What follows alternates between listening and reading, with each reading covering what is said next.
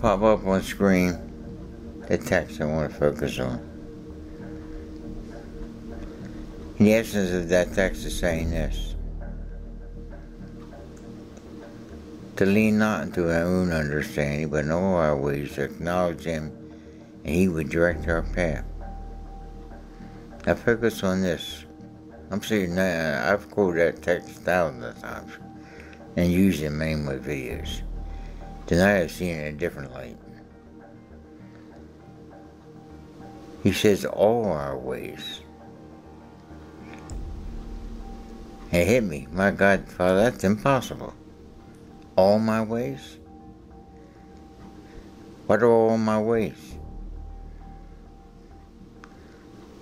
Let's just run through a few of them.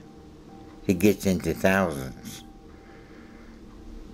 That's every living moment of your day.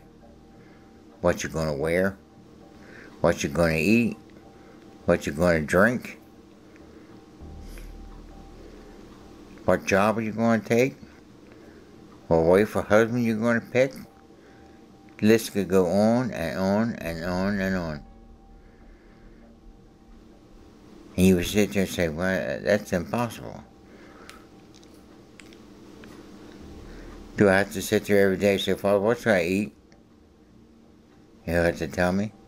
How about, what drink should I have with that? I don't want to drink the wrong thing. I don't want to eat the wrong food. I don't want to pick the wrong mate.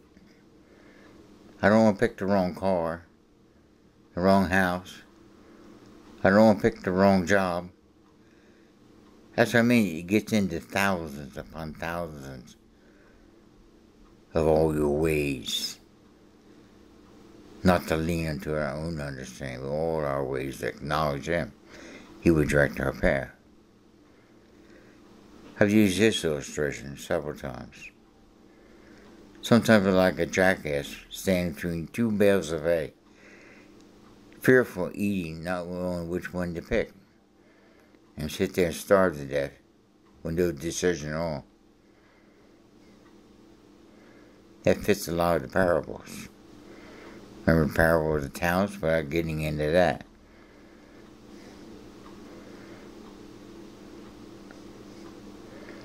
Remember that? Parable of the talents. Which guy was the bad guy? He saw God as a hard taskmaster and did nothing with the money that was given to him. He did nothing with it. Get into that parable. Parable of the talents.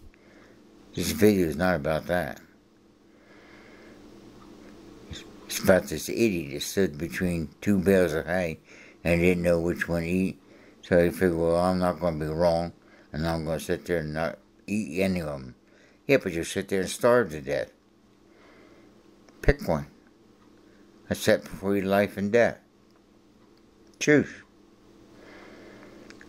Well, what if I pick things that are of death? I can't know all this stuff. What's killing me? Think of foods.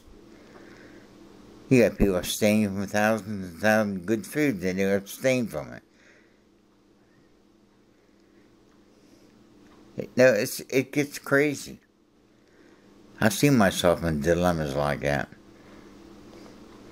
You know what comes into mind? Always. When I get in those dilemmas, I don't know which way to go. Left or right. Up or down. Should I buy this car? Should I not buy that car? Stupid stuff. What comes to mind? Romans 8:28. God calls all things to work to good, those that love Him, called according to His purpose. He'll work it to the good. And Paul touches upon it. He gets past circumcision or uncircumcision. The natural illustration to bring out some spiritual truth. So don't get hung up in circumcision or uncircumcision. Here's the quote. Paul said it. circumcised or uncircumcised, avails nothing but a new creation. Something new to us. What could be new to us is that instead of trying to please God to gain brownie points with Him, or keep somebody's law. For example, I remember when I was a kid, teenager, right? To please my peers, I picked up this habit of smoking back then. Why did I smoke? To please my peers. Later on in my life, I picked up a religion, got into a religious Baptist situation. And even in their church covenant, you couldn't drink or smoke. If you drank or smoked, they wouldn't accept you in that church. So to gain peer acceptance, hear that? I gave up drinking and smoking. It's no different than trying to please the peers of the world. So you see me bring that out in a couple of my videos. Some people didn't quite like it. Smoking or non-smoking avails nothing. Drinking or not drinking avails nothing. You're missing the point. You got people that never drink wine. I know in the Baptist church, when he had communion, he had grape juice. People don't hear this. They'll quote from this famous text: wine is a mocker, strong drink is outraging, and those that are deceived thereby are not being wise. It doesn't say you can't drink. It said don't be deceived by it. Be well aware of it. Then you hear them say, for example, right? I smoke. Well, that's why you're doing this. Because you're trying to justify your smoking. No. I'm already justified. It has nothing to do with whether smoke or don't smoke. My justification rests in the fact that Jesus took the greatest injustice ever to be served upon all humanity, whether they smoked or didn't smoke, or drank or didn't drink. He took this injustice of the sin natures in every one of us, that which most people don't want to face. They want to prove that they don't have this sin nature. He that says he has no sin nature from Adam makes God a liar. So they have to prove they don't have this sin nature because they don't drink, they don't smoke. 1,000 other things they don't do. And they keep the laws and rules of their religious peers. Or they go to some churches, you go there, like in the Catholic, if you drink, they drink wine. They don't have a problem with that. But then there were those who would justify drinking. You don't have to justify it or condemn it. You're missing the whole point. Circumcision and uncircumcision avails nothing. It's a whole new ball game here. A new creation, new to us. You don't understand. I mean, I get into a lot of videos talking about the intent and purpose of the law.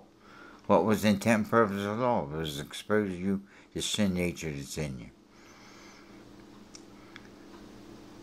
And you don't want to see it, and you go about establishing your idea of righteousness. You forfeit what Christ accomplished to correct this greatest injustice. He knew no sin, became sin, that we would become the righteousness of God. Get it?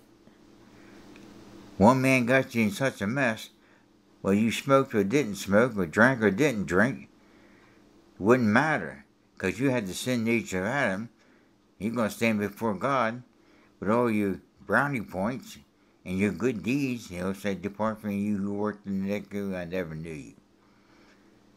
And you'll be scratching your head, wondering why. You won't know it.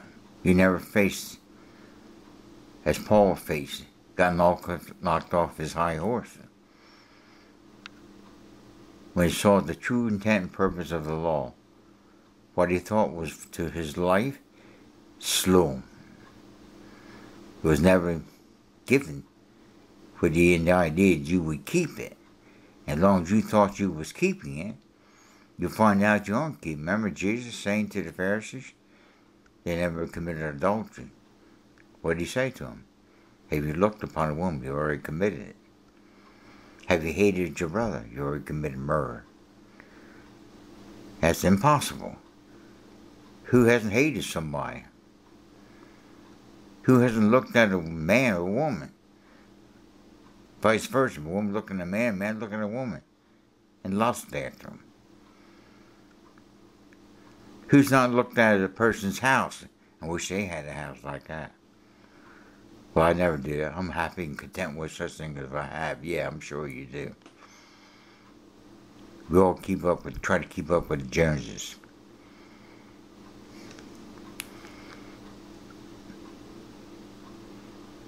This verse, started off with in Proverbs chapter 3. Not to lean onto our own understanding, but all our ways acknowledge Him, He would direct our path.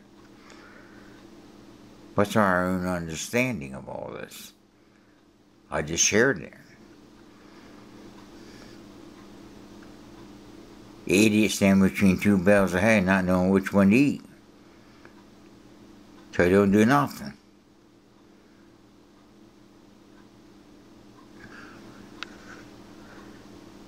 Am I confusing you? I hope so. Because you got to see the sin nature is in you. Most people don't know it. They're worrying about the sins, the byproduct of that nature. You're focusing on the byproducts. Well, as long as I don't smoke and drink, then I'm pretty good. There's none good, not one. Well, I got to be good because I don't drink. Or I don't smoke. And he's trying to justify it. Well, you're trying to justify your non-smoking, your non-drinking to gain God's favor. And when you're doing that, you don't realize you're trodden under the foot of the shed blood of Christ, who corrected the greatest injustice ever to be served upon humanity. You have some impression. You're bad as Cain. Remember Cain? Adam screwed up, Eve screwed up. And the byproduct was Cain and Abel. Both needed what God offered, the shed blood of an innocent animal for the remissions of their sin. It would atone, cover, until the Lamb of God would come and take it away, its punishment. He never took the sin nature away, as long as we're in this life. He left it there so you would have a choice. Choose, life or death. Well, is the bale hay to the jackass's left is wrong, right? Or maybe it's the one to the right. You see it. Now you want to go one extreme or the other, and you don't want to sit there and do nothing. What do? Turn around. Face the promise. That's the answer. But people say, what do you mean by that? Aren't you tired of all this? Trying to figure it all out? Leaning to your own understanding? Going from one peer group to another? There's more to it. I hope I confused you. It ain't me confuse you. Satan's the author of confusion. He gave you this sin nature to Adam. He tricked them, and you've been tricked ever since. The sin that so besets us all. It says that.